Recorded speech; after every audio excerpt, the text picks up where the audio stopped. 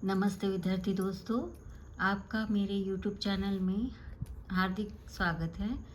और आज का ये जो वीडियो है बहुत ही महत्वपूर्ण है।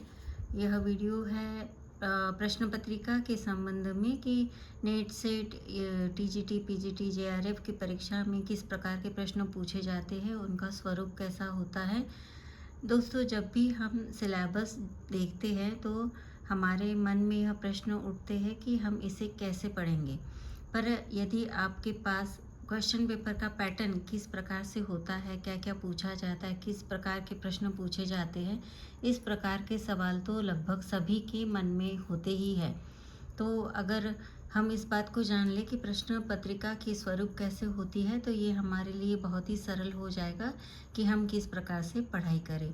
इसीलिए इन सभी सूचनाओं को ध्यान में रखते हुए मैंने यह वीडियो बनाया है। और मेरी आप सभी से यह विनती है कि जब भी आप ये वीडियो देख रहे हो तो कृपया अपनी नोटबुक और पेन लेकर बैठे और जो भी नोट्स यहाँ पर जो भी इंस्ट्रक्शंस मैं बता रही हूँ, सूचनाएं जो बता रही हूँ, उनको लिखते हुए जाए और समझ ले। तो सबसे पहले प्रश्न के स्वरूप पर विशेष ध्यान दें और निम्न तरह के प्रश्न यहाँ पर पूछे जाते हैं। प्रश्न के स्वरूप होते हैं प्रश्न पत्रिका में कि जैसे कहानी है और उपन्यास है, उनके पात्रों के नाम पूछे जाते हैं।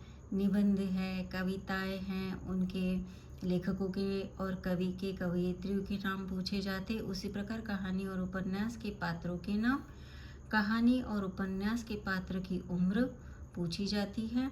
और हर साल इस तरह के प्रश्न आप प्रश्न पत्रिका में देख ही सकते हैं। तो इसलिए जब भी आप कोई भी कहानी, उपन्यास, नाटक जो भी पढ़ रहे हैं उसे समझकर पढ़िए और जो भी उसके संदर्भ में पात्र है, उनके नाम हैं, उनकी ओर विशेष ध्यान दें। किसने किससे कितने रुपए लिए। यदि किसी कहानी, निबंध, उपन्यास में कोई पात्र है, कोई किसी से कुछ पैसे लेता है, तो किसने किससे और किसने किसको कितने रुपए दिए, इस संदर्भ में प्रश्न पूछे जाते हैं। जैसे कि इस साल की जून परीक्षा में, सेट की परीक्षा में यह प्रश्न पूछा गया था कि तीसरी कसम कहानी में वो जो नटी है वह अपने मेन किरदार को कितने पैसे देती है। उपन्यास कहानी में गाँव के नाम पूछे जाते हैं। प्लीज़ यहाँ पर नोट कर ले कि गाँव के नाम पूछे जाते हैं। नाटक के पात्रों के नाम पूछे जाते हैं। तो जब भी आप नाटक पढ़ रहे हैं तो नाटक के पात्रों को ठीक से याद करें, किसके बाद किसका संवाद आता है, किसने किसके संदर्भ में किस प्रकार से प्रश्न पूछे हैं और किसने उसे प्रत्युत्तर दिया है। यदि हम इन बातों को समझ पाते हैं तो पात्रों को याद रखना बहुत ही आसान हो जाता है। इसीलिए दोस्तों, अगर आप नाटक पढ़ रहे हो तो केवल किसी पुस्तकों और नोट्स से पढ़ने की बजाय जो ओरिजिनल नाटक दिए गए हैं उनको एक बार सुन ले या समझ ले या पढ़ ले, तो आपको जो संवादों पर प्रश्न पूछे जाते हैं कि नाटक का संवाद किस पात्र के द्वारा बोला गया है, तो ये आपको समझने में बहुत ज़्यादा आसानी होगी। तो इसमें सिंगल या मिलान करने वाले भी प्रश्न पूछे जाते हैं। देन नाटक में किसके द्वारा संवाद बोला गया है, जो अभी मैंने आपको बोला है कि यदि आप नाटक को अच्छी तरह से समझ लेते हैं तो आप तुरंत ही पहचान पाओगे कि यह संवाद किसके द्वारा और कब बोला गया था, और आप उसका जवाब जल्दी ही दे सकते हैं। देन नाटक के कुल अंक और अंकों के नाम पूछे जाते हैं। तो ये आपको करने ही करने हैं कि जैसे स्कंदगुप्त है तो उसमें कितने नाटक आए हैं और पहले अंक में कितने पात्र हैं या पहले अंक में कितने दृश्य आए हैं। दृश्यों पर भी प्रश्न आता है। ये सबसे इम्पोर्टेंट है कि दृश्य पूछे जाते हैं कि कितने दृश्य हैं, कितने अंक हैं। अंकों के नाम भी पूछे जाते हैं और उनकी सीक्वेंस भी अकॉर्डिंगली लगाने के लिए पूछे जाते हैं। नाटक की भूमिका से प्रश्न आते हैं कि कोई नाटक लिखते समय किसी नाटककार को उस नाटक के संदर्भ में किस प्रकार से किसने मदद की है, उनके उस नाटक की रचना करते समय क्या विचार है और क्या उद्देश्य रहे हैं, कौन सी साल में नाटक लिखा गया है और कब प्रदर्शित किया गया, किस स्थान पर प्रदर्शित किया गया, इस संदर्भ में प्रश्न पूछे ही जाते हैं। तो नाटक की जब आप नाटक पढ़ने जाएंगे तो एकदम नाटक की शुरुआत से लेकर उसकी भूमिका और बाद में पूरा नाटक और उसका समापन, यह सब आप पढ़ना बहुत ज़रूरी है आपका पढ़ना। आत्मकथा में कौन क्या क्या करता है, तो यानी अगर कोई पात्र है तो उसका डेजिग्नेशन यानी वो क्या काम करता है, इस तरह के प्रश्न पूछे जाते हैं। आत्मकथा के लेखक लेखिका के संबंधितों के नाम भी पूछे जाते हैं कि कौन किससे संबंधित है, किसका किसके साथ क्या रिश्ता है। व्याकरण में समास, उनके उदाहरण और उनके मिलान या प्रकार और उदाहरण के मिलान, इस प्रकार के प्रश्न पूछे जाते हैं। देन स्वर वर्णों का उनके उच्चारण स्थान से सुमिलित कीजिए, इस प्रकार के प्रश्न।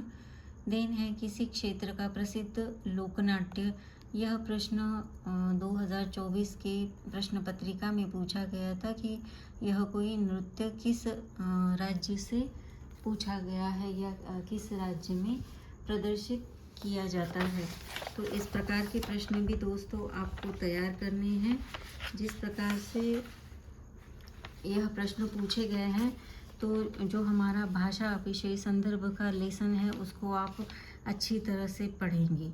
निम्नलिखित में से बंगाल का प्रसिद्ध लोकनाट्य है, इस प्रकार का प्रश्न इस प्रकार के प्रश्न की कैटेगरी में आता है और पूछा गया था कि निम्नलिखित में से बंगाल का प्रसिद्ध लोकनाट्य है, और ऑप्शन में दिया गया था एक दशावतार, दूसरा गंभीरा, तीसरा यक्षगान और चौथा है कामन कोट्टू। तो इसमें से इसका सही उत्तर है गंभीरा। तो यह बंगाल का प्रसिद्ध लोकनाट्य है। दोस्तों हमने इस प्रकार के प्रश्नों के उत्तर पढ़े नहीं होते हैं या इस प्रकार की जानकारी हमें नहीं होती है, पर जब भी आप इसे पढ़ने जाओ तो PYQ जब आप पढ़ने जा रहे हो, तो चाहे आप स्टेट की प्रश्न पत्रिका पढ़ रहे हो या फिर नेट की पढ़ रहे हो, उसमें PYQs आते ही आते हैं, रिपीटेशन होता ही है। तो मेरी आपसे विनंती है कि जब आप इस प्रकार के प्रश्न पूछ रहे हैं तो इन्हें अनदेखा ना करें, उसे पढ़ें। देन आता है कि इस प्रकार के शब्द किस भाषा का है। देन कोई वाक्य का कथन किस निबंध से लिया गया है, कथन से भी प्रश्न आते हैं और किस निबंध से किसने कहा है यह पूछा जाता है। नाटकों के प्रकाशन वर्ष पूछे जाते हैं, उनके साथ उनके निबंधों के, कहानियों के, उपन्यासों तथा निबंधों को सम्मिलित कीजिए प्रकाशन वर्ष के साथ, इस प्रकार के प्रश्न पूछे ही जाते हैं। तो जब आप नाटक पढ़ रहे हैं तो उसे शुरू से ही उसका प्रकाशन वर्ष और उनके जो पात्र हैं इनको अच्छे से, और प्रकाशन वर्ष कहाँ और स्थानों के भी नाम पूछे जाते हैं कि कहाँ पर प्रकाशित, किस शहर में प्रकाशित किए गए। तो ये भी बहुत ज़्यादा महत्वपूर्ण होते हैं। तो मेरी आपसे ये विनंती है कि जब भी आप नाटक पढ़ रहे हैं तो उसके शुरू से लेकर पहली लाइन से लेकर अंत की लाइन तक आप छोटे छोटे प्रश्न आप बनाते चलिए अपने ओन नोट्स में, ताकि आपको वो पूरे ही नाटक के संदर्भ में पूरी ही जानकारी याद हो जाए, ताकि आपको किसी भी प्रकार का प्रश्न यदि पूछा जाए तो आप उसके उत्तर दे पाए। उसके बाद है रससूत्र के व्याख्याकारों को उनके सिद्धांतों के साथ सम्मिलित कीजिए। फिर है आचार्यों को उनके ग्रंथों के साथ सम्मिलित कीजिए। तो आचार्यों के अनेक अनेक ग्रंथ जो हैं उनके नाम और उनकी जोड़ियाँ बनाने के लिए कहा जाता है। देन है रचनाओं और रचनाकारों के नाम से सम्मिलित कीजिए। तो रचनाकार एक और दिए जाते हैं और उनके रचनाएं दी जाती है, उनको उनके साथ मिलान करना होता है, उनके साथ मिलान करना होता है। फिर है निबंधकार, कहानीकार तथा निबंधकार उपन्यासकारों के उनके जन्म मृत्यु के आधार पर सम्मिलित करना है। तो उनकी जन्म मृत्यु यानी कि सबसे पहले जिसका जन्म हुआ होगा उससे लेकर अंत में, और जिनकी मृत्यु पहले हुई होगी उनसे लेकर अंत में, इस प्रकार के सीक्वेंस भी पूछे जाते हैं। तो जब भी आप कोई कहानी, निबंध, उपन्यास आदि पढ़ रहे हैं तो उस लेखक के जो भी जन्म वर्ष हैं उनको आपको याद रखना बहुत ज़रूरी है। तभी आप उनके जन्म वर्ष के अनुसार उनकी जन्म पहले किसका हुआ, दूसरा किसका, तीसरा और चौथा किसका हुआ, और मृत्यु भी सबसे पहले किसकी, उसके बाद किसकी, उसके बाद किसकी और उसके बाद किसकी, इस प्रकार से आप सम्मिलित कर पाएंगे। देन रचनाकारों के पात्रों के साथ देन प्रेमी युगलों, माता पुत्र के नाम का मिलान कीजिए, इस प्रकार के प्रश्न भी पूछे जाते हैं। तो जब भी आप कोई कहानी पढ़ रहे हैं, निबंध पढ़ रहे हैं, रचनाएं पढ़ रहे हैं, तो उसमें जो प्रेमी युगल दिए हैं उनके नाम भी आपको याद रखना है कि किसका प्रेम किसके साथ होता है। देन माता पुत्र की, अगर माता है तो उसके पुत्र का नाम क्या है, माता का है। पिता है तो पिता का नाम क्या है, पुत्र का नाम क्या है। इन सब बातों को आपको छोटे छोटे नोट्स में लिखकर याद रखना बहुत ज़रूरी है। फिर पूछा गया है कि पाश्चात्य रचनाकारों की रचनाओं का संगत वर्ग, प्रकाशन वर्ष उनके जन्म के अनुसार। तो इस प्रकार के प्रश्न भी ज़रूर पूछे जाते हैं। तो जब भी आप पाश्चात्य काव्यशास्त्रों की पढ़ाई कर रहे हैं तो आप उनकी रचनाओं का संगत वर्ग यानी कि किसका प्रथम प्रकाशन हुआ, फिर उनके जन्म वर्ष के अनुसार भी पूछा जाता है कि किस रचनाकार का जन्म सबसे पहले हुआ है, तो उसकी रचना पहले आएगी। तो जन्म के अनुसार किसका जन्म पहले हुआ है, किसका बाद में, उसके बाद और उसके बाद। उसी प्रकार से उनकी जो रचनाएं हैं, तो सबसे पहली रचना किसकी, यानी सबसे पहले लेखक कौन, फिर उसके बाद वाला लेखक कौन, उसके बाद वाला और उसके बाद वाला। सबसे पहले किसका प्रकाशन, फिर किसका, फिर किसका और फिर किसका, इस प्रकार से प्रश्न पूछे जाते हैं। तो यह सब आप ध्यान में रखिएगा। फिर पूछे जाते हैं कि ऐतिहासिक उपन्यासों का संगत वर्ग, इस प्रकार से मनोवैज्ञानिक उपन्यासों का संगत वर्ग, कालक्रमानुसार कहानीकार, उपन्यासकार, निबंधकार आदि का संगत वर्ग। फिर है नाटककारों का सही अनुक्रम, यानी कि किसका नाटक सबसे पहले आया, फिर उसके बाद किसका आया, फिर उसके बाद किसका आया, इस प्रकार से। फिर है जन्मकाल, कालक्रमानुसार आलोचकों का सही अनुक्रम, यानी कि जन्मकाल यानी कि किसका जन्म पहले हुआ है, फिर कालक्रमानुसार कि किसने पहले लिखा है, और आलोचक यानी कि कौन से आलोचक ने कब पहले लिखा है, फिर उसके बाद कौन, उसके बाद कौन और उसके बाद कौन, इस प्रकार। फिर है कहानियों में घटनाओं का सही क्रम, कि जो भी कहानियाँ हैं, जैसे ईदगाह कहानी है उसमें सिम्मी है, हामिद है, इन पात्रों के नाम हैं। फिर ईदगाह कहानी में जब बच्चे ईदगाह में जाने के लिए रास्ते से निकलते हैं, तो सबसे पहले उन्हें क्या दिखाई देता है रास्ते में, फिर उसके बाद क्या दिखाई देता है, इस प्रकार के प्रश्न पूछे जाते हैं। तो जब आप कहानियों को पढ़ रहे हैं तो सीक्वेंस से पढ़ेंगे कि ठीक से कि क्या क्या किसके बाद आता है। फिर पूछा गया है कि रचनाओं में वर्णित सुक्तियों का या काव्य पंक्तियों का सही क्रम। तो इस प्रकार से कोई सुक्तियाँ पूछी जाती है रचनाओं में, कवि उपन्यासों में, तो वो पहले कौन सी पंक्ति आई है, दूसरी कौन सी आई है, तीसरी कौन सी आई है। जैसे कि कृष्णा सोबती जी का जो लेसन है उसमें भी पूछा गया था कि कौन सी काव्य पंक्तियाँ पहले आई है, उनका क्रम पहले से लेकर बाद में लिखिए। फिर है यात्रा वर्णनों का कालक्रमानुसार सही क्रम, जैसे कि मेरी तिब्बत यात्रा या फिर अरे यायावर याद रहेगा। तो इन सब यात्रा वर्णनों में प्रकरण दिए हुए हैं, तो उनके अकॉर्डिंग पहला कौन सा आता है, दूसरा कौन सा, तीसरा कौन सा और चौथा कौन सा, तो ये हमें याद रखना है। फिर है हमारा उपन्यासों के प्रकरणों का सही क्रम, कि उपन्यास जो दिए हुए हैं हमारे पाठ्यक्रम में, तो उनके जो प्रकरण दिए हैं उन सभी का आपको सही क्रम बताना है। फिर है स्थापना और तर्क वाले शब्द, की कौन से स्थान की, कौन से उपन्यास की स्थापना कब हुई है, और उसमें तर्क पूछे जाते हैं। फिर है बोलियों के नाम, कौन से राज्य में कौन सी बोली बोली जाती है, इस प्रकार के सिंगल वर्ड वाले क्वेश्चन भी पूछे जाते हैं। फिर ग्रंथकारों के नाम, किस सम्राट के समय कौन से कवि थे, यह भी बहुत ज़्यादा ज़रूरी है। जो हमने हिंदी का पेपर 2 का सिलेबस देखा था, तो जो आश्रित कवि थे उन पर एक स्पेशल लेसन है, तो वो आपको ठीक से पढ़ना है, क्योंकि उस पर एक प्रश्न आता ही आता है। तो इस प्रकार की जानकारी हमें होनी चाहिए।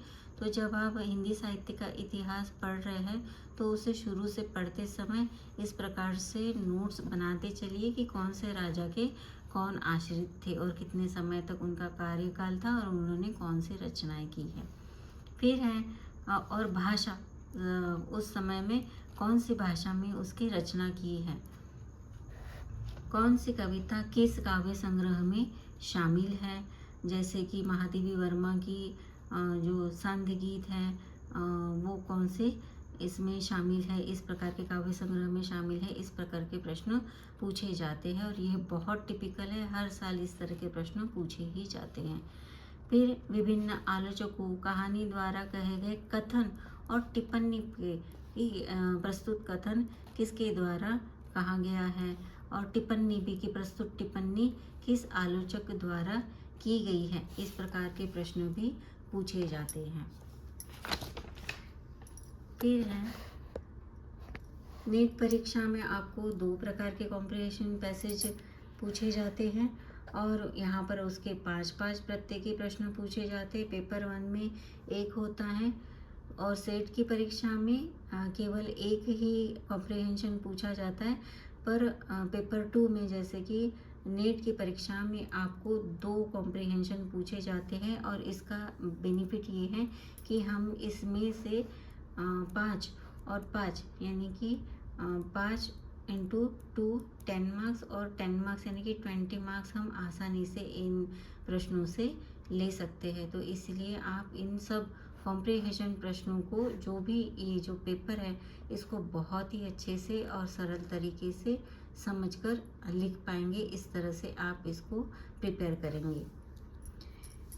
फिर पूछा गया है कि काल विभाजनों के क्रम के अनुसार कि काल विभाजन कब हुए हैं, तो उनका सीक्वेंस पूछा जाता है। फिर है कोई विषय है से संबंधित कथन सत्य है या असत्य है, इस प्रकार का चयन किया जाता है। 4 ऑप्शंस आपको दिए जाते हैं, 4 या 5, और पूछा जाता है कि इस विषय से संबंधित कौन सा कथन सत्य है, इस विषय से संबंधित कौन सा कथन असत्य है। 5 ऑप्शन दिए जाते हैं, उनमें से 2 या 3 सत्य होते हैं और वो ऑप्शन में दिया रहता है और उसमें से आपको सिलेक्ट करके उसका उत्तर देना पड़ता है। फिर है पंक्तियों से संबंधित प्रश्न, जैसे कि आत्मा का धरातल, यह पंक्ति रामधारी सिंह ने अपनी किस कृति की भूमिका में लिखी है, तो इस प्रकार के प्रश्न आपको पूछे जाएंगे। फिर है उपर्युक्त दोहा किस कृति में संकलित है, तो दोहे पर भी प्रश्न पूछे जाते, कृपया इसे नोट करें। आगे है कि हिंदी की पत्रिकाओं के नाम पूछे जाते हैं, हिंदी पत्रिकाओं के संपादक एवं प्रकाशन वर्ष पूछे जाते हैं, पत्रिकाओं के प्रकाशन किस शहर से हुए हैं, ये बहुत आईएमपी है, ये एकदम टिपिकल क्वेश्चन रिपीटेडली 2-3 साल से पूछे ही जा रहे हैं। उनके संपादनों के जन्म वर्ष से उनके क्रम भी पूछे जाते हैं, जैसे कि पहला कौन है, दूसरा कौन है, तीसरा कौन है, इस प्रकार से। और फिर पत्रिकाएं का प्रकाशन वर्ष पहले से बाद में पूछा जाता है। उसके बाद है सूची 1 पूछा जाता है, सूची 1 का सूची 2 से मिलान करें, तो उसमें एक तरफ रचनाएं दी जाती है और एक तरफ समीक्षाएं दी जाती है, और रचना क्रम के अनुसार कि रचना, प्रस्तुत रचना और उनके समीक्षक, उनका मिलान हमें प्रत्येकी करना होता है। उसके बाद है कि उपन्यास में आने वाली कविताओं की पंक्तियों का क्रमानुसार क्रम लगाना पड़ता है, जैसे कि महिला आंचल है, जिंदगी नामा है, जो मैंने अभी थोड़ी देर पहले बताया था कि कृष्णा सोबती का उपन्यास है। तो इस प्रकार से ये जो जिंदगी नामा है, इसमें भी कुछ काव्य पंक्तियाँ हुई है। तो आपको जब ये आप इस तरह के उपन्यास पढ़ोगे और उसमें जो कविताएं दी गई है, तो कृपया आप जब पढ़ते समय उन कविताओं की जो लाइन्स है उनका मीनिंग भी ठीक से समझ लें, तब आपकी उनके सीक्वेंस जोड़ पाएंगे और आप याद रख पाएंगे कि ये जो पंक्तियाँ हैं लेखिका ने या उपन्यासकार ने कौन से संदर्भ में कब लिखी थी, किस परिस्थिति में लिखी थी। फिर मैला आंचल में भी ऐसी कोई परिस्थिति आ गई है जहाँ पर काव्य गीतों का उपयोग किया गया है और वो प्रस्तुत काव्य कविता किसके द्वारा गाई गई है, यह भी प्रश्न पूछा जाता है। तो आप जब भी इस प्रकार के उपन्यास पढ़ेंगे तो आप उनको ठीक से मन लगाकर पढ़ेंगे और उसके नोट्स भी बनाएंगे।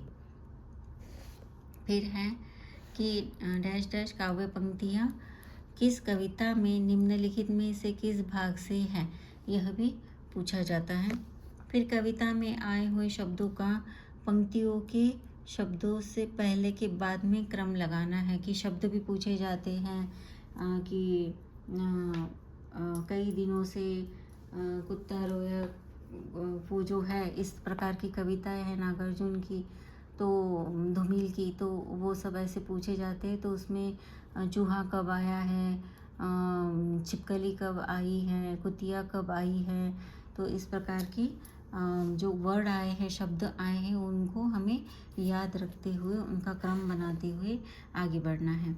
देन हिंदी भाषा के विकास का संगत वर्ग, जैसे कि सबसे पहले आती है हमारी संस्कृत भाषा, फिर प्राकृत आती है, फिर अपभ्रंश आती है, तो हिंदी आती है। तो इनको हमें सीक्वेंस से ही याद रखना है। संगत वर्ग वाला प्रश्न इस प्रकार से हर साल पूछा ही जा रहा है, तो आप इसको एक बार अच्छे से पढ़कर समझ लें। फिर है काव्यधारा के संदर्भ में कि काव्यधारा के कवियों का संगत वर्ग सूरदास, नंददास, चीतदास, गोविंददास, इस प्रकार से उनके पहले जन्मकाल से, यानी कि पहले तो ये कि सबसे पहले कवि कौन है, तो अकॉर्डिंगली हम ये समझ सकते हैं कि इनका जन्म सबसे पहले हुआ है, तो ये सबसे पहले, फिर उनके बाद में, फिर उनके बाद में, फिर उनके बाद में, इस प्रकार से। और यह भी पूछा जा सकता है कि इनमें से संगत कौन नहीं है, तो अगर हमें संगत का वर्ग पता रहा है तो हम नहीं का भी उत्तर दे सकते हैं। इसीलिए इनको पढ़ते समय ठीक से पढ़े। जैसे कृष्ण काव्यधारा के 8 कवि हैं, उनमें से अगर हमने 8 के नाम लर्न कर लिए तो हम इनमें से पहचान ले सकते हैं कि इनमें से कौन सा नहीं है। फिर है कहानी में आए स्थानों के, पात्रों के, वस्तुओं के घटनाक्रमानुसार क्रम लगाइए। तो जैसे मैंने बताया था कि ईदगाह कहानी में बच्चे जब ईदगाह जाने के लिए रास्ते में निकलते हैं तो सबसे पहले उन्हें मैदान दिखता है, आम की अमराइयाँ दिखती है और क्वार्टर्स दिखते हैं, बच्चों के खेलने के मैदान दिखते हैं। तो इस प्रकार से स्थानों के सीक्वेंस भी पूछे जाते हैं, वस्तुओं के नाम भी पूछे जाते हैं कि सिम्मी ने क्या खरीदा, हामिद ने क्या खरीदा, इस प्रकार से।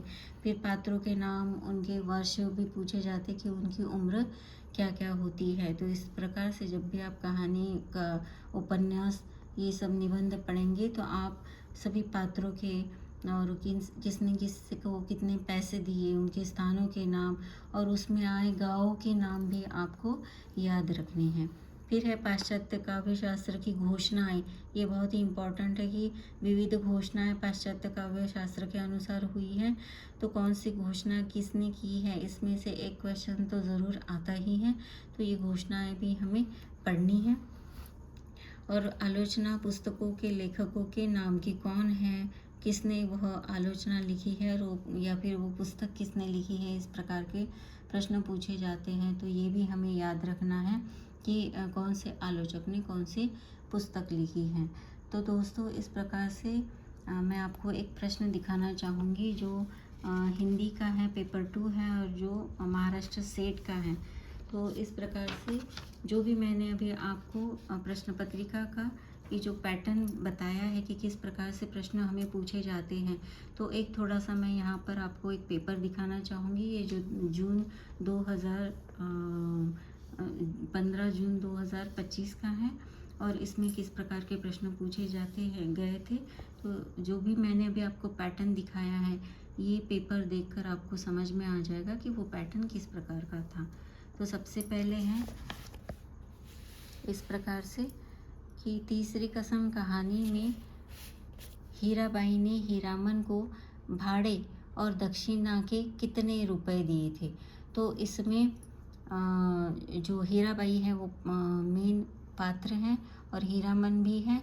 तो हीराबाई ने हीरामन को 25 रुपये दिए थे जाते समय और आते समय, और वापस जाने समय के भी 25 और 25 50 रुपये दिए थे। तो यहाँ पर बहुत से लोगों को कन्फ्यूजन था, बहुत से लोगों का कहना था कि कहानी में 25 रुपये दिए गए हैं नहीं, पर आप जब कहानी ठीक से पढ़ोगे तो आपको पता चल जाएगा कि वो हीरामन को पैसे देते समय कहते हैं कि ये आने के 25 रुपये और ये जाने के 25 रुपये, ऐसे वह टोटल उसको 50 रुपये देती है। तो हमारा सही उत्तर होगा 50 रुपये। फिर है, इस सौंदर्य के सामने जीवन की सब सुविधाएं है, इसे आँखों में व्याप्त करने के लिए जीवन भर का समय भी पर्याप्त नहीं। आषाढ़ का एक दिन इस नाटक में यह संवाद किस पात्र द्वारा कहा गया है? तो इसका सही उत्तर है कि प्रियंग मंजूरी। जब वो मल्लिका से पहली बार मिलती है और मल्लिका का रूप देखकर वह ये बोल उठती हैं कि यह जो सौंदर्य है, इस सौंदर्य के सामने जीवन की सभी सुविधाएं हेय है। फिर पूछा गया है कि तमाशा शब्द किस भाषा से है? तो इस प्रकार से भाषा पर प्रश्न पूछे ही जाते हैं और उसका सही उत्तर है कि तमाशा जो शब्द है वह फारसी का शब्द है। उसके बाद पूछा गया है कि निम्नलिखित में से बंगाल का प्रसिद्ध लोकनाट्य है। जो अभी मैंने एक ये प्रश्न पत्रिका का पैटर्न समझाते हुए आपको प्रश्न बताया गया था कि इस प्रकार से भी लोकनाट्य पर प्रश्न पूछे जाते हैं। तो इसका सही उत्तर है गंभीरा। दोस्तों, मैंने यहाँ पर एक गलती ऐसी की थी कि मेरे पास यह 2025 का प्रश्न पत्र है और इसमें सेम 2023 और 2024 में भी यह क्वेश्चन PYQ में रिपीट हुआ था और मैंने उसे अनदेखा किया था प्रिपरेशन करते समय। तो मुझे बाद में यह एहसास हुआ कि नहीं, PYQs पढ़ना कितना ज़रूरी होता है। उसमें से बहुत सारे क्वेश्चंस रिपीट होते हैं और हम बहुत सारे प्रश्न के उत्तर गलत कर देते क्योंकि हम PYQs को रिपीट नहीं करते, ठीक से ध्यान से पढ़ते नहीं हैं। तो आप यह गलती बिल्कुल नहीं कीजिएगा, आप ध्यान से पढ़िएगा। इस प्रश्न का सही उत्तर है गंभीरा, जो बंगाल का प्रसिद्ध लोकनाट्य है। उसके बाद प्रश्न पूछा गया था कि मधुरमशुमारी का रिपोर्ट देखने से स्पष्ट होता है कि मनुष्य दिन दिन यहाँ बढ़ते जाते हैं और रुपया दिन दिन कमती होता जाता है। प्रस्तुत वाक्य किस निबंध से उद्धृत है? तो यह है भारतवर्षोन्नति कैसे हो, भारतेंदु हरिश्चंद्र के पाठ से, निबंध से। फिर है, मास्टर जगदीश बाबू निम्न में से किस निबंध का पात्र हैं? तो यह है हमारे उठ जाग मुसाफिर। उसके बाद प्रश्न है कि सौंदर्य बाहर की कोई वस्तु नहीं है, मन के भीतर की वस्तु है, यह कथन किस निबंध का है? तो यह है हमारा कविता क्या है, इस निबंध से। उसके बाद का प्रश्न है कि आवारा मसीहा लिखने में कितना समय लगा? तो यह एक कॉमन प्रश्न है और आवारा मसीहा से हर साल एक प्रश्न आता ही आता है कि यह जो लिखा गया है यह किस पर लिखा गया है? तो यह शरद चंद्र पर लिखा गया है और इसे लिखने के लिए लेखक को 14 साल का समय लगा था। इसके बाद पूछा गया है कि क्या भूलूं क्या याद करूं आत्मकथा में लेखक अपने पिता के किस प्रकार के मानस पाठ के वाचन का उल्लेख करते हैं? तो उनके जो पिताजी होते हैं वे सस्वर में उस मानस पाठ का वाचन करते हैं। इस प्रकार का उल्लेख वहाँ पर हुआ है कि वे सस्वर के साथ, यानी कि उस जो पाठन करते हैं, वाचन करते हैं, तो उसका सस्वर के साथ करते हैं। फिर है, आप हुतरी आत्मकथा में रमणिका गुप्ता की बेटी का नाम क्या है? तो दोस्तों, जब हम इस प्रकार की आत्मकथाएं पढ़ते हैं तो हम इन बातों पर ध्यान नहीं देते हैं कि उनकी फैमिली के बारे में कौन कौन सी विशेष जानकारी हमें रखनी चाहिए। तो यहाँ आप हुतरी आत्मकथा में रमणिका गुप्ता की बेटी का नाम तरंग है, इसे याद रखिएगा। फिर है, निम्नलिखित समास भेदों को उनके उदाहरणों के साथ सुमेलित कीजिए। एक और समास दिए गए हैं और एक और उसके उदाहरण दिए गए हैं। इस प्रकार से ये जो अव्ययभाव समास है इसका उदाहरण है आजीवन। दिन द्वंद्व समास है, उसका है पाप और पुण्य, क्योंकि द्वंद्व में दो शब्दों के बीच में इस प्रकार का नीचवाचक चिन्ह दिया जाता है। बहुव्रीहि समास में राजीव लोचन यानी राजीव जैसे लोचन है जिसके, और तत्पुरुष समास जो है देशभक्ति, देश के लिए भक्ति, इस प्रकार के उदाहरण हैं। और इसका सही उत्तर यहाँ पर दोस्तों ये दिया गया है। आगे का प्रश्न है कि निम्नलिखित स्वर वर्णों का उनके उच्चारण स्थान से सुम्मिलित कीजिए। तो एक स्थान पर उच्चारण स्थान है और एक जगह पर स्वर वर्ण है, और पूछा गया है कि समृद्ध स्वर, अर्धसमृद्ध स्वर, विवृत स्वर और मध्य स्वर।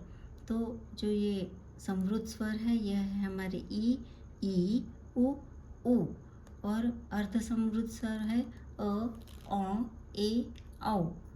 विवृत स्वर है आ, और मध्य स्वर है हमारा अ और आ। तो इस प्रकार से दोस्तों इसमें से अगर आपको एक भी ऑप्शन सही तरह से पता है, सपोज विवृत स्वर केवल आ है, तो भी आप इस प्रश्न का सही उत्तर यहाँ पर ढूंढ सकते हैं या कर सकते हैं। उसके बाद है निम्नलिखित नाटकों को उनके प्रकाशन वर्ष के साथ सुमेलित कीजिए। तो सज्जाद संबूल, दुखिनी बाला, मदन मंजीरी और माधुरी। तो इस प्रकार से सज्जाद संबूल जो है वह 1877 में, तो यहाँ पर प्रकाशन वर्ष दिए गए हैं और यहाँ पर नाटकों के नाम दिए गए हैं। तो इस प्रकार से अगर आप प्रकाशन वर्षों को याद रख पाते हैं, इनमें से कोई एक या दो भी पक्का आपको पता है कि इसका प्रकाशन वर्ष ये है, तो आप ऐसे प्रश्नों के उत्तर सही दे सकते हैं। तो इस प्रश्न का सही उत्तर है हमारा ऑप्शन सी। उसके बाद है नेक्स्ट क्वेश्चन है कि निम्नलिखित कहानियों को उनके प्रकाशन वर्ष के साथ सुमेलित कीजिए। तो एक और कहानियाँ दी गई हैं और एक और उनके प्रकाशन वर्ष दिए गए हैं। तो ग्राम और पंच परमेश्वर ये दोनों भी प्रेमचंद जी की कहानियाँ हैं। ग्राम जो है 1911 में लिखी गई है और जो पंच परमेश्वर है ये 1916 में लिखी गई है। उसने कहा था ये नीरजा गुलेरी की कहानी है, ये 1915 की है। और रक्षाबंधन कहानी है जो 1913 की है, और इसका सही जवाब है ऑप्शन बी। फिर है दोस्तों, अगर मैं थोड़ा फास्ट चल रही होंगी तो आप इस प्रश्न पत्रिका का ठीक से अगर अभ्यास कर रहे होंगे तो आप वीडियो को पॉज करते हुए आगे चले और अपने नोट्स बनाते चले, ये मेरी आपसे विनती है। आगे का प्रश्न है रससूत्र के व्याख्याकारों को उनके सिद्धांतों के साथ सुमेलित कीजिए। तो एक और व्याख्याकार दिए हैं, एक और उनकी रचनाएं दी है कि किसने कौन सा सिद्धांत बताया है।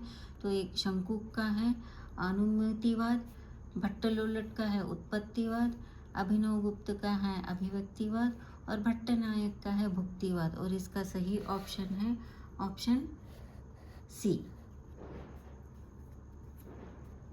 ठीक है, तो जहाँ पर मैंने इस प्रकार की ज़ीरो किए हैं, इग्नोरेंस किया है, इस इग्नोरेंस का मतलब है कि ये लास्ट ईयर के भी कई PYQs में पूछा गया है, पर मैंने इनको सीरियसली ठीक से नोट नहीं किया है और मैंने अपने आंसर्स जो है यहाँ पर गलत किए थे, पर सही को मैंने यहाँ पर टिक कर दिए हैं और चेक भी कर लिया है। कृपया आप इन्हें ठीक से नोट करें और ठीक से एक बार इनको पढ़ के क्लैरिफाई भी कर लें। फिर है निम्नलिखित आचार्यों को उनके ग्रंथों के साथ सुमेलित कीजिए। तो एक और उनके आचार्य दिए हैं और एक और उनके ग्रंथ दिए गए हैं। तो भामह है, उनका है काव्यालंकार, दूसरा है दंडी, उनका है काव्यादर्श, वामन है, उनका है काव्यालंकार सूत्र और आनंदवर्धन है, उनका है धन्यालोक। इस प्रकार से सही ऑप्शन होगा हमारा डी। फिर है क्वेश्चन नंबर 17, उसमें पूछा गया है कि निम्नलिखित रचनाओं को उनके रचनाकारों के साथ सुमेलित कीजिए। तो एक और रचनाएं दी है, एक और उनके रचनाकार दिए हैं। तो नाटक जो है ये भारतेंदु हरिश्चंद्र का है, स्कंदगुप्त है ये जयशंकर प्रसाद जी का है, महावीर प्रसाद द्विवेदी और हिंदी यह डॉक्टर रामविलास शर्मा के द्वारा रचना की गई है। और आधुनिक हिंदी साहित्य का आदिकाल तो यह रचना की गई है डॉक्टर श्री नारायण चतुर्वेदी के अनुसार, और यहाँ हुआ है, यहाँ हमारा सही उत्तर होगा ऑप्शन नंबर ए।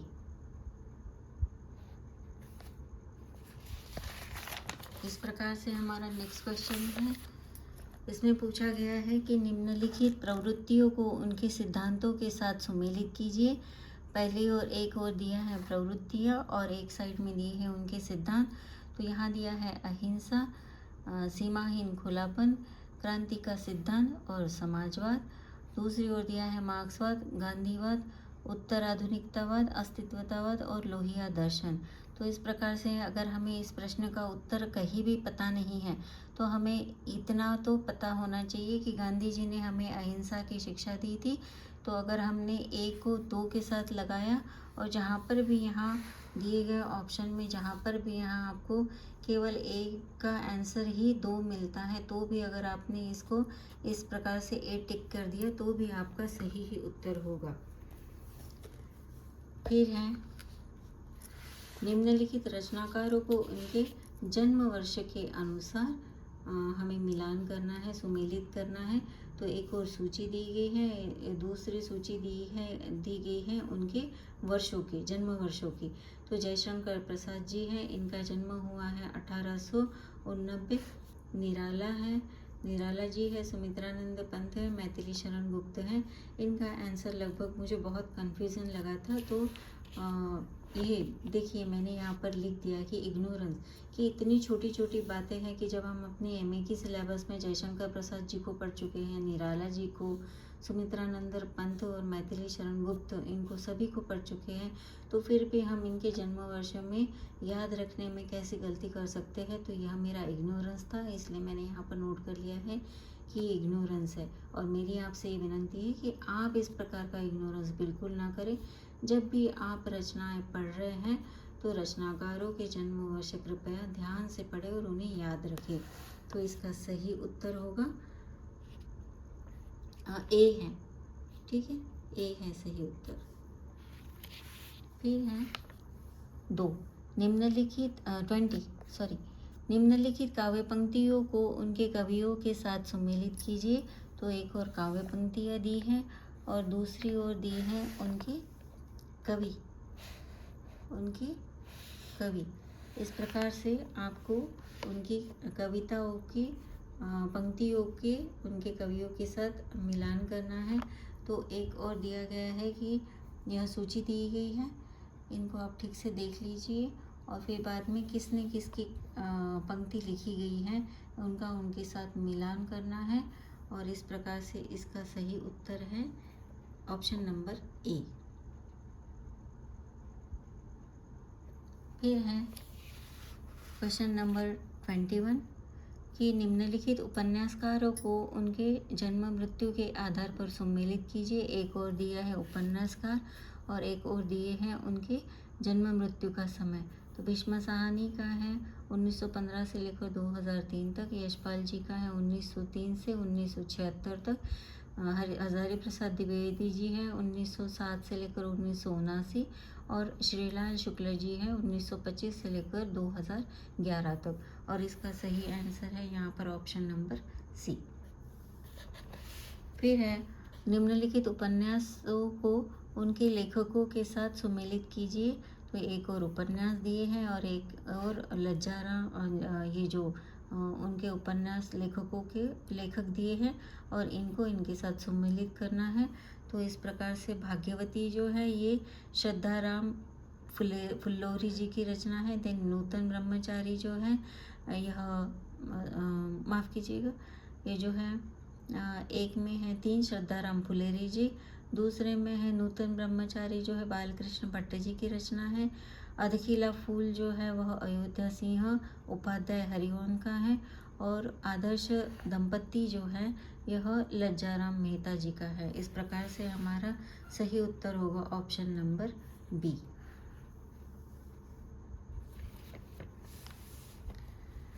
आगे का प्रश्न है निम्नलिखित पात्रों को कहानियों के साथ सम्मिलित कीजिए। एक और कहानी के पात्र दिए गए हैं तो दूसरी ओर उसके नाम दिए हैं कहानियों के, और आपको ये मिलान करना है कि यह पात्र जो है कौन से कहानी से मिलता है। तो मालती जो है यह गैंग्रीन की पात्र है। दिनकीरत सिंह है, यह उसने कहा था। बच्चन सिंह जो है यह राजा नीरबंश सिंह, और ये जो किरण है यह है कानों में कंगना। तो इस प्रकार से हमारा सही उत्तर है ऑप्शन नंबर बी। फिर है निम्नलिखित कथनों को कहानियों से सुमेलित कीजिए। तो एक और कथन दिए गए हैं और एक जगह पर कहानियों के नाम दिए गए हैं, और ये कथन पढ़कर आपको समझ लेना है कि यह किसके द्वारा कहा गया है, किस कहानी में।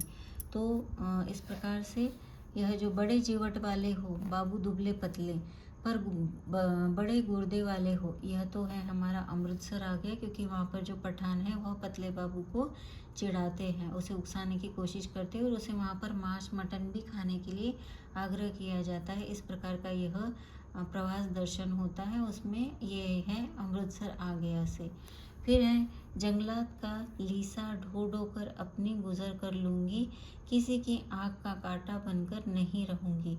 तो यह है कोशिका गढ़वा, जिसमें वो जो लक्ष्मा होती है वह बड़ी स्वाभिमानी होती है, उसे लोग मदद करने की कोशिश करते हैं, पर वो अपनी ज़िंदगी अपने बल पर अपने स्वाभिमान के साथ जीना चाहती, किसी का भी सहारा नहीं लेना चाहती है।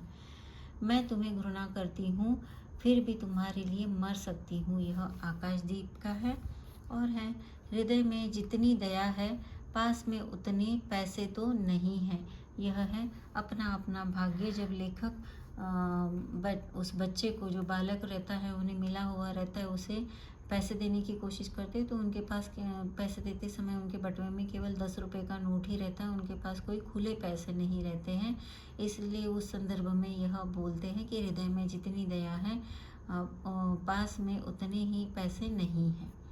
और इसका सही उत्तर है हमारा ऑप्शन नंबर सी। फिर आगे का है 25 नंबर का प्रश्न। निम्नलिखित लेखकों को उनके नाट्य रचनाओं के साथ सुमेलित कीजिए।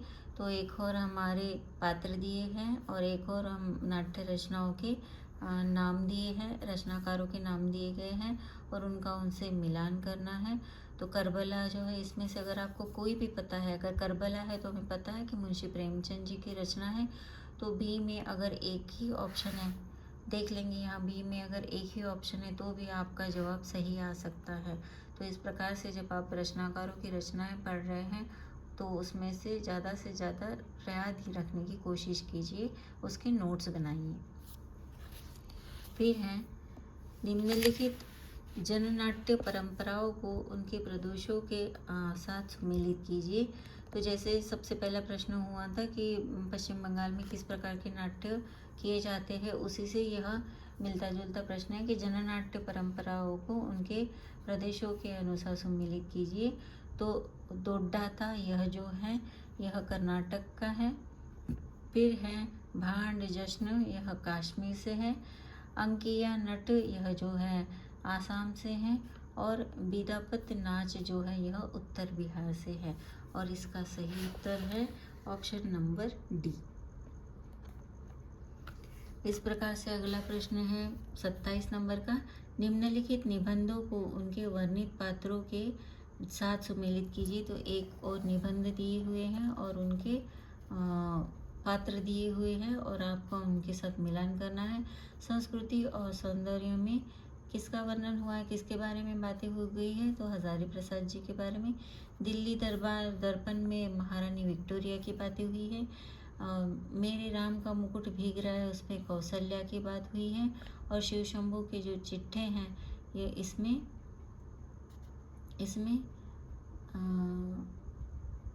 शिव शंभू के चिट्ठे जो है उसमें लॉर्ड कर्जन की बात की गई है। तो इस प्रकार से हमारे प्रश्न का सही उत्तर होगा ऑप्शन नंबर ए। फिर है क्वेश्चन नंबर 28। प्रकाशन वर्ष के अनुसार निबंधों को सुमेलित कीजिए। तो यहाँ पर प्रकाशन वर्ष दिए हैं और यहाँ पर निबंध दिए हुए हैं। तो 1909 में लिखा गया है कविता क्या है, 1909 में लिखा गया है मेरे राम का मुकुट भीग रहा है। और 51 में लिखा गया है नाखून क्यों बढ़ते हैं।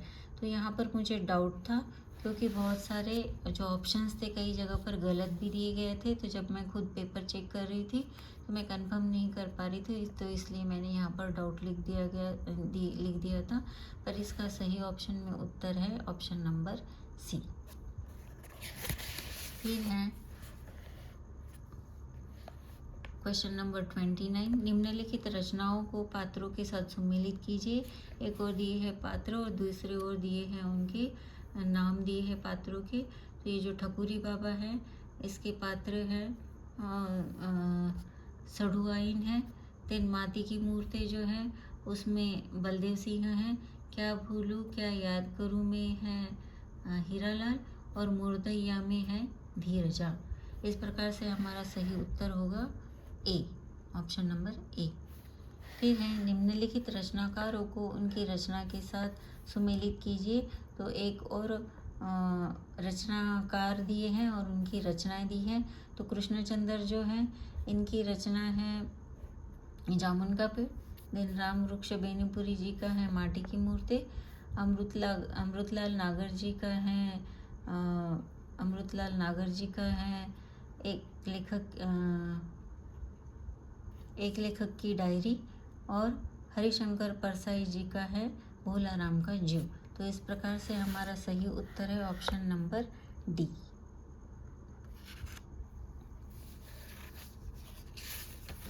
फिर है हमारा अगला प्रश्न है 31 नंबर, हिंदी भाषा के विकास का संगत वर्ग है।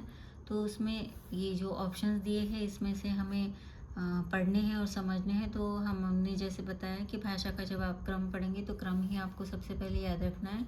तो सही क्रम है, सबसे पहले तो संस्कृत आती है, फिर प्राकृत आती है यानी कि पाली, फिर दिन प्राकृत, फिर अपभ्रंश आता है, अवहट्टा आता है, फिर सबसे आखिरी में आती है हिंदी। तो इस प्रकार के अगर क्रम आपको याद आते हैं तो आप जो भी ऑप्शंस इसमें दिए हैं वो आप इसको सही पहचान सकते हैं। फिर है पंचम वर्णमाला के अनुसार पंचम अनुनासिक ध्वनियों का संगत वर्ग। तो सबसे आखिरी में आने वाले जैसे कि क ख ग ग अम च छ ज ज ञ ट ठ ड ढ न त थ द ध न प फ ब भ म। तो इस तरह के ये जो अनुनासिक पंचम अनुनासिक ध्वनियों का वर्ग है यह हमारा सबसे पहला वाला ऑप्शन है। फिर है कृष्ण काव्य धारा के कवियों का संगत वर्ग कौन सा है। तो इसमें सबसे पहले आते हैं सूरदास, फिर है नंददास, छीत स्वामी और गोविंद दास। ठीक है।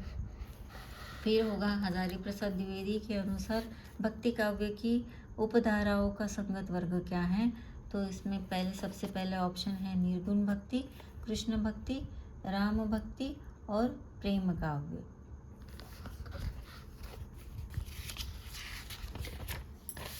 इसके बाद वाला प्रश्न है हमारा 35 नंबर, कॉलरिज की प्रमुख रचनाओं का संगत वर्ग है Biographia Literaria, the table talk, the friend, lectures on Shakespeare.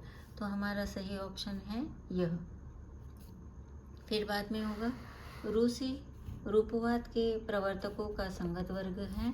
तो इसका हमारा सही ऑप्शन होगा option number C, Boris Eikhenbaum, Victor Shklovsky, Roman Jakobson, then Boris Tomashevsky. Okay, तो इस प्रकार से हमारा जो ऑप्शन होगा ये ऑप्शन नंबर सी होगा। इसके बाद है खड़ी बोली हिंदी के विकास में योगदान देने वाली संस्थाओं का संगत वर्ग कौन सा है। तो हमारा सबसे पहला है कि फोर्ट विलियम कॉलेज में जो लल्लू लाल वगैरह थे उन्होंने, देन आर्य समाज, नागरिक प्रचारिणी सभा, दक्षिण भारत की जो प्रचार सभा है, इन सभी ने खड़ी बोली के विकास में हमारा योगदान दिया है। तो हमारा सही ऑप्शन होगा उत्तर यहाँ पर ए। फिर है प्रश्न क्रमांक 38, इनमें से गांधीवादी कवियों का संगत वर्ग कौन सा है। तो हमारा गांधीवादी कवियों का संगत वर्ग है सियाराम शरण गुप्त, सोहन लाल द्विवेदी, मैथिली शरण गुप्त और भवानी प्रसाद मिश्र। इसके बाद है सूरदास से संबंधित निम्नलिखित रचनाओं का संगत वर्ग है। तो इसका सही ऑप्शन होगा हमारा सूरसागर, साहित्य लहरी, सारावली और है भ्रमर गीत। उसके बाद पूछा गया है कि निम्नलिखित कवियों के संगत वर्ग की पहचान कीजिए। तो इसमें हमारा सबसे पहला उत्तर होगा option number A, Kabir, Sen, Dhanna और पीपा, क्योंकि इनके जो जन्म वर्ष है वो इस प्रकार से सबसे पहले कबीर है, फिर बाद में सेन है, फिर धन्ना है और पीपा है। तो इस प्रकार से इनके संगत वर्ग का क्रम हमने लगा दिया है। फिर है प्रश्न क्रमांक 41। इसमें ऐतिहासिक उपन्यासों के संगत वर्ग पूछे हैं। तो यहाँ पर है वयम रक्षामः, पुनर्नवा, मृगनयनी, बाणभट्ट की आत्मकथा। तो ठीक है, तो इनके जो लेखक हैं उनके नाम भी मैंने यहाँ पर मेंशन कर दिए और ये हमारा सही उत्तर है। फिर है मनोवैज्ञानिक उपन्यासों का संगत वर्ग है। तो यहाँ पर मनोवैज्ञानिक जो उपन्यास है उसमें परख है, सुनीता है, जहाज का पंछी है, नदी के द्वीप है, और यह उत्तर हमारा पहला सही है। फिर है सिक्का बदल गया कहानी में आए पात्रों के संगत वर्ग कौन से हैं। तो इसका मतलब है कि इसमें कौन से जो पात्र दिए गए हैं वो हमको सही कौन से हैं यह चुनना है। तो इसमें है बेगू पटवारी, मुल्ला इस्माइल, दाऊद खान और हसीना। फिर है क्योंकि ये हमारा सही ऑप्शन है, हसीना, शेरा, दाऊद खान और जंगी यहाँ पर पूछा है, तो जंगी यहाँ का नहीं, ये कौन से उपन्यास का पात्र है, मैला आंचल। फिर है बेगू पटवारी, दाऊद खान, हसोना, चंदा नहीं तो चंदा हमारी राजा नीरबंसिया की पात्र है। फिर है दाऊद खान, शेरा, हसीना, जगपति तो जगपति भी राजा नीरबंसिया का पात्र है। तो ये सभी ऑप्शन हमारे इनकरेक्ट है और हमारा सही ऑप्शन होगा बेगू पटवारी, मुल्ला इस्माइल, दाऊद खान और हसीना। इस प्रकार से अमृतसर आ गया कहानी में आए स्टेशनों के नामों का संगत वर्ग कौन सा है। तो सबसे पहले आता है जेहलम, देन वजीराबाद आता है, फिर हरबंशपुरा और फिर अमृतसर आता है आखिर में। फिर है हमारा प्रश्न क्रमांक 45। इसमें निम्नलिखित में से सात्विक भाव का संगत वर्ग तो है स्वेद, वेपथु और अश्रु और वैवर्ण्य। तो ये हमारा सही उत्तर है। उसके बाद है 46, भरत मुनि द्वारा प्रतिपादित शरीर अभिनय का संगत वर्ग है। तो इसमें हमारा करेक्ट ऑप्शन है वाक्य, सूचा, अंकुर और शाखा। उसके बाद प्रश्न है निबंधकार और निबंधों का संगत वर्ग। तो निबंधकार और निबंधकारों के उनके नाम दिए हैं, हजारी प्रसाद द्विवेदी, आलोक पर्व, रामचंद्र शुक्ल का चिंतामणि है, विद्यानिवास मिश्र का तुम चंदन हम पानी है, और नामवर सिंह का संस्कृति और सौंदर्य है। तो ये हमारा सही ऑप्शन है। उसके बाद है 48 नंबर, कुबेरनाथ राय के ललित निबंधों का संगत वर्ग है। तो ऑप्शन नंबर 1 हमारा सही आंसर है, जिसमें निषाद बांसुरी, भारतीय किरात, चिन्मय भारत और गंधमादन। उसके बाद है निम्नलिखित में मुर्दइया में संकलित अध्यायों का संगत वर्ग। तो ये हमें याद रखना है कि जब हम कोई भी कहानी या उपन्यास पढ़ रहे हैं तो उनमें जो संकलित अध्याय दिए हैं उनका सीक्वेंस हमें पता होना ज़रूरी है।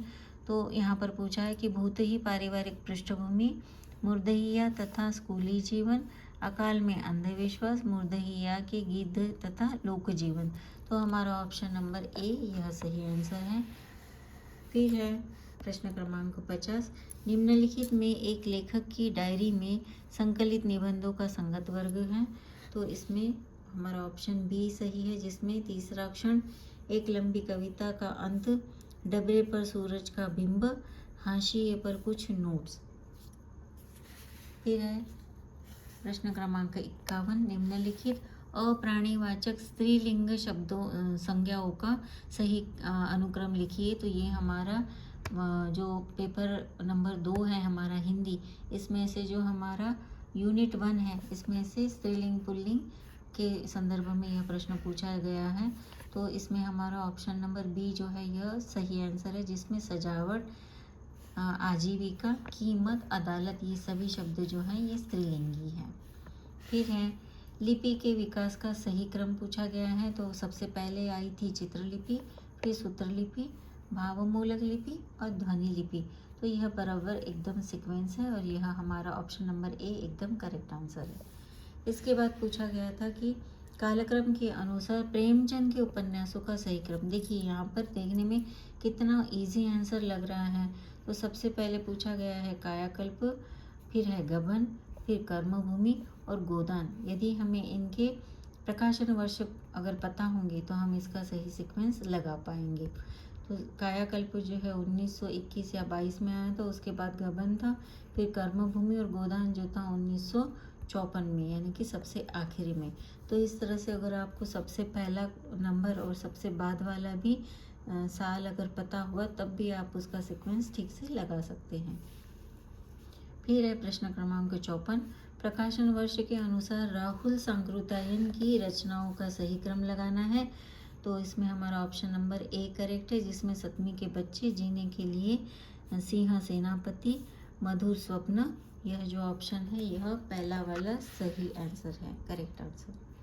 फिर है अगला प्रश्न 55 नंबर, टी.एस. इलियट की रचनाओं का प्रकाशन वर्ष के अनुसार सही क्रम। देखिए मैंने यहाँ पर इग्नोर बोला है क्योंकि यह रिपीटेड क्वेश्चन था PYQs में और मैंने उसे ठीक से सीरियसली नहीं पढ़ा था, इसलिए मैंने गलती कर दी थी। और इसका सही उत्तर है द सीक्रेट वुड, ये 1920 का है। Then Elizabethan essays poetry and drama, यह 1938 का है। फिर उसके बाद है ऑन पोएट्री एंड पोएट्स, तो यह इसका प्रकाशन वर्ष 1957 का है। तो यह हमारा सही उत्तर है। उसके बाद पूछा गया था प्रकाशन वर्ष के अनुसार I.S. रिचर्ड की रचनाओं का सही क्रम। तो इसका सही आंसर है option number A, the principle of literary criticism, science and poetry, practical criticism and the philosophy of rhetoric. फिर है क्वेश्चन नंबर 57, उसमें जन्मकाल के अनुसार आलोचकों का सही क्रम पूछा गया था, जिसका सही उत्तर है हमारा ऑप्शन नंबर बी। फिर आगे का प्रश्न है क्वेश्चन नंबर 58, मार्क्सवादी विचारकों का कालक्रमानुसार सही अनुक्रम है।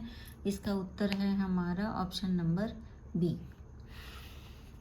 फिर है प्रकाशन वर्ष के अनुसार निराला की निम्नलिखित काव्य रचनाओं का सही क्रम कीजिए। तो जब भी हम निराला जी की रचनाएं पढ़ रहे हैं तो आप उनका कालक्रम यानी कौन से वर्ष में कौन सी और कौन से इसमें बताई गई है ये आपको याद रखना है। तो सबसे पहली अर्चना, आराधना, गीत कुंज और सांध्यकाकली और इनके वर्ष। फिर है प्रकाशन वर्ष के अनुसार अज्ञेय की निम्नलिखित कृतियों का सही क्रम। तो अज्ञेय की सबसे पहली है भग्नदूत, हरिघास पर क्षण भर, अरि ओ करुणा प्रभा में, कितनी नाव में कितनी बार, और उनके पहले क्रम यानी कि सबसे पहली जो रचना हुई है उससे लेकर बाद में यानी कि अंत तक की रचनाओं का क्रम यहाँ पर लगाया गया है और हमारा उत्तर है ऑप्शन नंबर ए। फिर है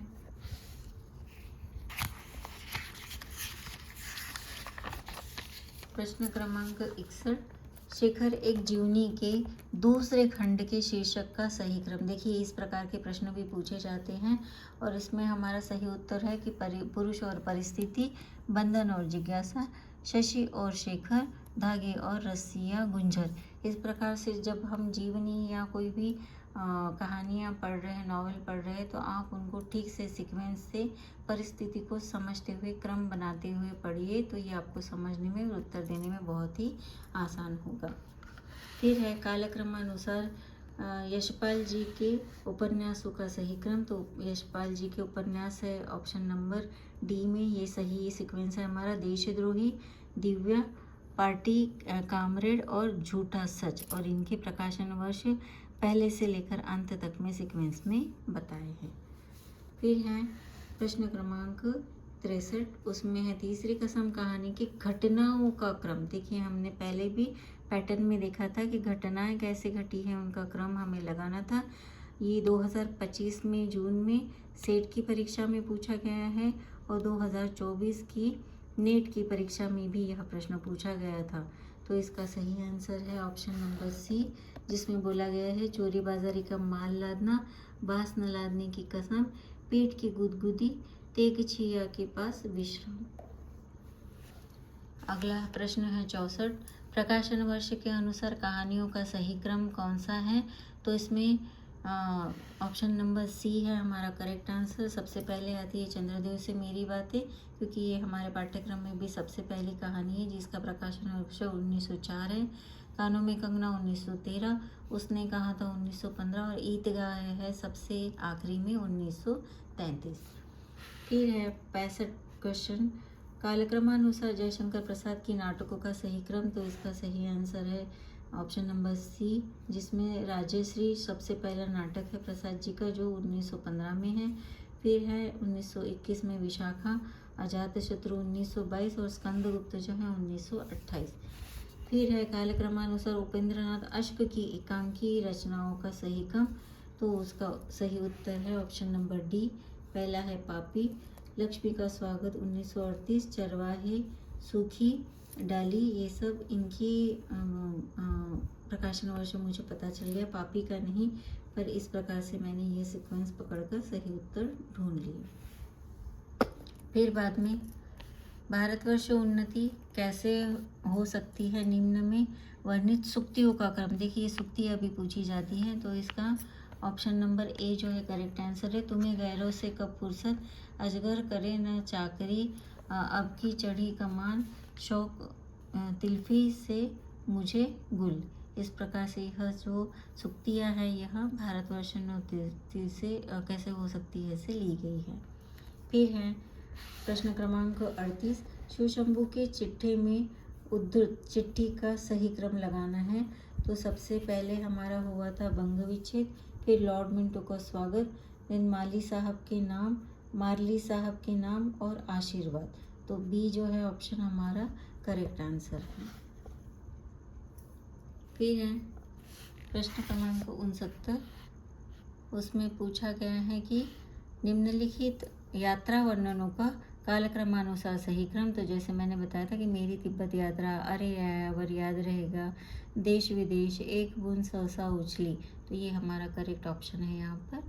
फिर है प्रकाशन वर्ष के अनुसार निम्नलिखित रचनाओं का सही क्रम, तो इसमें हमारा सही क्रम होगा, सही आंसर भी होगा ऑप्शन नंबर सी, ठकुरी बाबा, प्रेमचंद घर में, अरे आयावर याद रहेगा, आवारा मसीहा।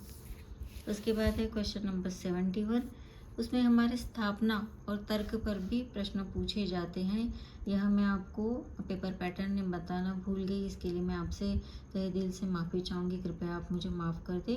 और ये बात याद रखिए कि स्थापना और तर्क पर प्रश्न आने लगे हैं और ये बहुत ज़्यादा प्रमाण में, कम से कम 5 प्रश्न पूछे जाते हैं। इसका मतलब आप इस पर 10 मार्क्स आप इसमें आसानी से ले सकते हैं। तो इसमें करना होता है कि एक वाक्य दिया जाता है और उसका तर्क दिया जाता है, और तर्क में अगर वाक्य से विसंगति हो तो उसके ऑप्शन में से हमें सही चुनना होता है, या फिर मिलते जुलते हो या फिर विसंगति हो, तो इसमें से हमें सही ऑप्शन देखना पड़ता है। जैसे कि स्थापना है, वाक अवयवों से उच्चारित भाषा यादृश्य ध्वनि प्रतीकों की व्यवस्था है, और तर्क दिया है कि विश्व की प्रत्येक भाषा का यादृच्छिक रूप मनमाना होता है, और इसका सही उत्तर है कि स्थापना और तर्क दोनों भी सही हैं। ठीक है, हमारा प्रश्न क्रमांक 72, उसमें है स्थापना और तर्क। ठीक है, तो इसका सही उत्तर होगा 2। फिर है प्रश्न क्रमांक 73, इसमें भी स्थापना दी है, तर्क दिया है, इसका सही आंसर है ऑप्शन नंबर सी। फिर है स्थापना और तर्क, इसका सही उत्तर है हमारा ऑप्शन नंबर 1। आप इस वीडियो को पॉज करके देखिएगा और ठीक से इन वाक्यों को पढ़कर समझ लीजिएगा। फिर है प्रश्न क्रमांक 75, स्थापना और तर्क, इसका सही उत्तर होगा हमारा option number C, option number C. उसके बाद है प्रश्न क्रमांक 76, इसमें भी स्थापना दी है और तर्क दिया है, और इसका उत्तर होगा हमारा ऑप्शन नंबर ए। फिर दिया है हमारा प्रश्न क्रमांक 77, उसमें भी स्थापना और तर्क दिया है, और हमारा सही उत्तर होगा ऑप्शन नंबर सी। आगे का भी प्रश्न है 78, इसमें भी दिया है नाटक के संवाद अपनी मूल प्रकृति में वर्णनात्मक न होकर क्रियात्मक होते हैं, स्थापना और तर्क, और इसका सही उत्तर है ऑप्शन नंबर बी। फिर दिया है 79, इसमें स्थापना दी है, तर्क दिया है और इसका सही उत्तर है ऑप्शन नंबर बी। फिर है 80, इसमें भी स्थापना दिया है, तर्क दिया है और इसका सही उत्तर होगा ऑप्शन नंबर बी। आगे प्रश्न क्रमांक 81, इसमें पूछा गया है कि जयपुरी बोली को दूसरे किस नाम से संबोधित किया जाता है, तो इसे ढूंढाहड़ी यानी कि टीले पर की बोली जाती है। ठीक है। फिर है 82, घोष ध्वनियों का सही क्रम पहचानिए, तो घोष ध्वनि होती है हमारी ग, घ, अंग, ज। फिर है क्वेश्चन नंबर 83, न किस वर्ग का व्यंजन है, तो यह हमारे दंत व्यंजन का है। ओके, दंत वर्ग का व्यंजन है। फिर है प्रश्न क्रमांक 84, देव ने कौन सा ग्रंथ लिखा है, तो देव ने लिखा है भाव विलास। फिर है आलम किस सम्राट के समय के कवि थे, ये हमने अभी पेपर पैटर्न में पूछा था कि आश्रित जो है कौन से राजा के कौन से कवि आश्रित थे, इस पर क्वेश्चन पूछा ही जाता है। उनमें से ये है कि आलम किस सम्राट के समय के कवि थे, तो वो अकबर के समय के कवि थे, ना कि चंद्रगुप्त। सही हमारा उत्तर है अकबर। आलम अकबर के ज़माने के कवि थे। आगे है प्रश्न क्रमांक 86, मीराबाई की कौन सी उपासना पद्धति थी, तो वो माधुर्य भाव की थी, क्योंकि वो हर तरह से कृष्ण को प्रेम करते थे, उनको अपना सब कुछ मानते थे, तो वो है माधुर्य भाव। फिर है 87, द वेस्टलैंड के लेखक कौन है, तो इसका सही आंसर है टी.एस. इलियट। 88, अद्भुत एक अनुपम बाग, यहाँ पर अलंकार पूछा गया है, तो हमारा सही उत्तर है इसमें ऑप्शन नंबर ए। फिर है 89, अनौचित्यद ऋते ज्ञानंद रसभंगस्य कारणम औचित्योपनिबंधुस्तु रसस्योपनिषतः परा। ये पंक्तियाँ किसकी हैं, तो ये पंक्तियाँ आनंदवर्धन की, ऑप्शन नंबर ए हमारा सही उत्तर है। फिर है 90 में, संपूर्ण स्थिति का सर्वाधिक आतंककारी पहलू यह है कि सारा हिंदी प्रेस व्यापारिक समुदाय के चंगुल में आ गया है, यह कथन किसका है। देखिए कथन के प्रश्न पूछे जाते हैं, तो यह कथन है रामचंद्र शुक्ल जी का, यह हमारा सही ऑप्शन है। मैंने यहाँ पर डाउट भी किया था, तो मुझे क्लैरिटी नहीं थी, पर जब चैलेंज हुआ था और आंसर शीट आ गई थी, तो उसमें सही ऑप्शन बताया गया था। किसका संबंध स्त्री विमर्श से नहीं है, 4 ऑप्शन दिए हैं, उसमें से महादेवी वर्मा है, स्त्री विमर्श पर लिखती हैं, चित्रा मुग्धल भी, मैत्रेय पुष्पा भी पर विद्यावती जो कोकिल है, यह स्त्री विमर्श पर नहीं लिखती है। फिर है सार्त्र के अनुसार मनुष्य की स्वतंत्रता की परिसीमन क्या नहीं करती, तो हमारा ऑप्शन है मेरा चुनाव। फिर है 93, प्रश्न क्रमांक 93, रामचरितमानस के उत्तरकांड में सर्वाधिक विस्तार से किसकी कथा कही गई है, तो यहाँ पर कागभूषुंडू की कथा कही गई है, ये हमारा सही आंसर है। 94 में पूछा है कि साकेत में कुल कितने सर्ग है, तो 12 सर्ग है। फिर पूछा गया है, अगला क्वेश्चन है 95, सुमित्रानंदन पंत की कविता परिवर्तन उनके किस कविता संग्रह में शामिल है, ये 2025 में भी पूछा गया हुआ प्रश्न है, तो यह उनके पल्लव इस संग्रह में शामिल है।